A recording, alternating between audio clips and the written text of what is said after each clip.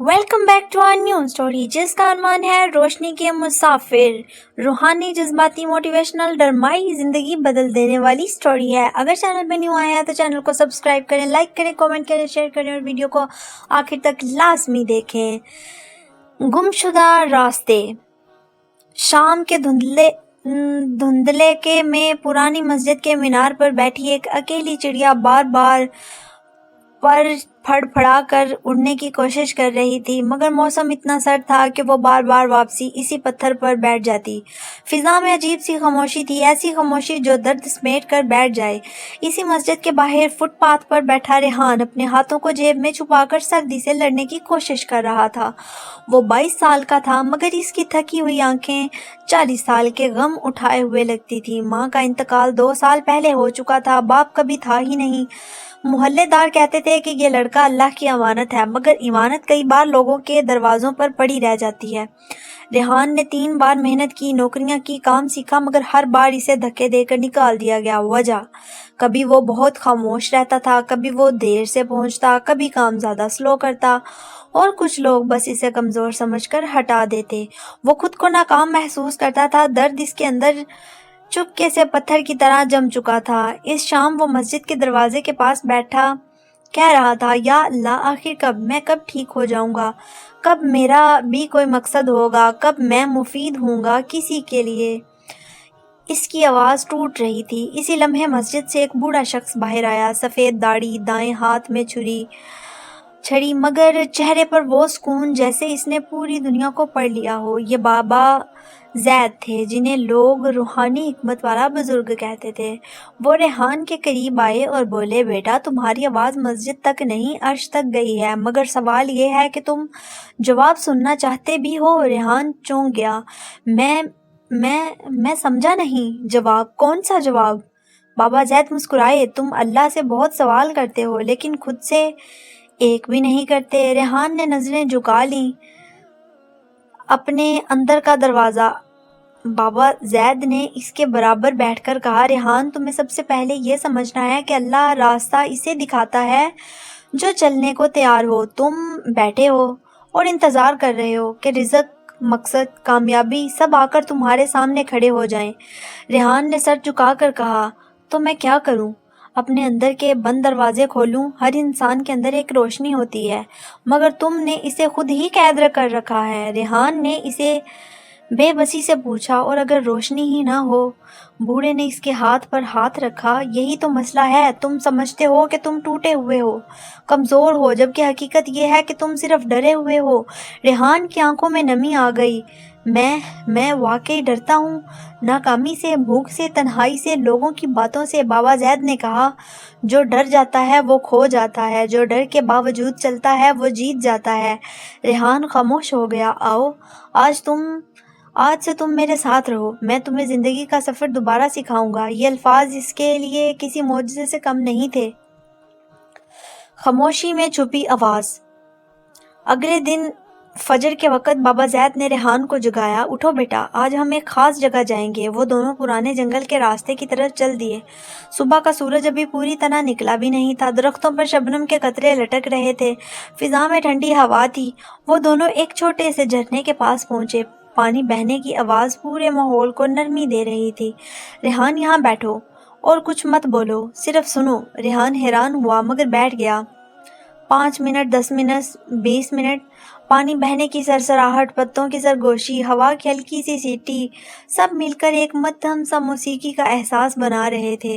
रेहान के दिल की धड़कन जैसे किसी नरम हाथ ने थाम लिया हो। बाबा जैद ने कहा, यह खामोशी है, और यही तुम्हारी पहली ताकत है। जब इंसान खुद को सुनता है तभी वो अल्लाह को सुन सकता है। रेहान की आंखें नम हो गईं। मैंने कभी खुद को नहीं सुना, हमेशा डरा रहा, भागा रहा, छुपता रहा। बाबा जैद ने सर पर हाथ फेर कर कहा, बेटा, जिंदगी की आवाज़ शोर में नहीं, सुकून में मिलती है। शिकस्त का तोहफा। वक़्त गुजरता गया। रेहान रोज़ाना बाबा जैद के साथ मस्जिद, जंगल, बाजार और यतीम खाने जाता था। वो देखता था कि बुरा आदमी कैसे लोगों के दिल जोड़ता है, रूठों को मनाता है, बीमारों को हौसला देता है। एक दिन यतीम खाने में एक 6 سالہ لڑکی عالیہ نے ریحان کا ہاتھ پکڑا اور کہا، بھائی اب کیوں اتنے خاموش رہتے ہو؟ ریحان نے مسکرا کر کہا، بس کچھ سوچتا رہتا ہوں۔ عالیہ نے اپنی ننھی انگلی اس کی پیشانی پر رکھی، تو یہ سوچا کرو کہ آپ اچھے ہو، کیونکہ بابا زید کہتے ہیں جو اچھا ہوتا ہے وہ رب کو پسند ہوتا ہے۔ ریحان کی آنکھوں سے بے اختیار ایک آنسو گر گیا۔ اسی شب بابا زید نے اس سے کہا، ریحان آج میں تمہیں سب سے بڑا سبق دوں گا، ہارنے کا۔ ریحان چونکنے لگا، ہار؟ ہاں، جو ہار کو سمجھ جاتا ہے وہ کبھی نہیں ہارتا۔ ہر شکست تمہیں 3 چیزیں دیتی ہے، زخم جو تمہیں طاقت بن کر لوٹاتے ہیں، سبق جو تمہیں دوسروں سے مضبوط کرتے ہیں، حقیقت جو تمہیں اصل تمہارا چہرہ دکھاتی ہے۔ ریحان نے دھیمی آواز میں کہا، اور میں ہار گیا تھا؟ بابا پورا مسکرایا، تم ہارے نہیں بیٹا، تم صرف ٹھہر گئے تھے۔ گرے ہوئے کو اٹھانے والا ہاتھ۔ مہینے گزر گئے، ریحان کے اندر بدلاؤ آنے لگا، اس کا چہرہ پرسکون ہو گیا تھا، وہ بولنے سے پہلے سوچتا تھا، وہ لوگوں کی بات کو سمجھنے لگا تھا، وہ اب کام ڈھونڈنے نہیں جاتا تھا بلکہ لوگ اسے بلا رہے تھے، وہ یتیم خانے کے بچوں کو پڑھانے لگا، مسجد کے باغیچے کی صفائی کرتا، محلے کے غریب گھروں میں کھانا بانٹتا، اور سب سے اہم، وہ اب خود پر یقین کرنے لگا تھا۔ ایک دن مسجد کے باہر ایک آدمی بھاگتا ہوا آیا اور بولا، بابا زید میری بیٹی پانی میں گر گئی ہے، لوگ جمع ہو گئے ہیں، دریا کا بہاؤ تیز تھا، کوئی پانی میں کودنے کی ہمت نہیں کر رہا تھا۔ ریحان ایک لمحے کے لیے کانپا، اسے پانی سے بچپن کا خوف تھا۔ بابا زید نے اس کی طرف دیکھا، ریحان یہ وہ لمحہ ہے جسے رب ہر انسان کو صرف ایک بار دیتا ہے، آج فیصلہ کرو، تم وہ لڑکا ہو جو ڈر سے بھاگتا ہے یا وہ مرد جو دوسروں کی جان بچاتا ہے۔ ریحان نے بغیر سوچے پانی میں چھلانگ لگا دی، بہاؤ بہت تیز تھا، پانی اس کے جسم کو زور سے دھکیل رہا تھا، مگر اس کے دل میں ایک ہی آواز تھی، میں کمزور نہیں ہوں، میں کسی کی امید ہوں۔ آہستہ آہستہ اس نے لڑکی کو پکڑا، اسے اپنے سینے سے لگایا اور پورے زور کے ساتھ تیرتے ہوئے کنارے تک لے آیا۔ لوگ اسے گلے لگا کر رونے لگے۔ باپ نے قدموں میں گر کر کہا، بیٹا آج تم نے ہم سب کو بچا لیا۔ ریحان نے محسوس کیا کہ اس کے اندر وہ روشنی جگمگانے لگی ہے جس کے بارے میں بابا زید ہمیشہ کہتے تھے، روشنی کا سفر۔ اسی رات بابا زید نے اسے مسجد کے صحن میں بلا کر کہا، ریحان اب تم تیار ہو؟ کس چیز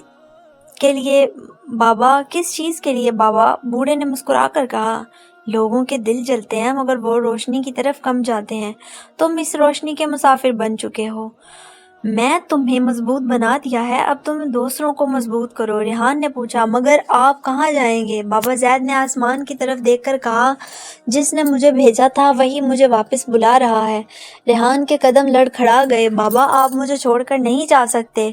بوڑھے نے اس کا ہاتھ تھام کر کہا، بیٹا میں کہیں نہیں جا رہا، میں تمہارے اندر موجود رہوں گا، تمہاری روشنی میں، تمہارے ہر قدم میں۔ انسان جسم سے نہیں کردار اور دعا سے زندہ رہتا ہے۔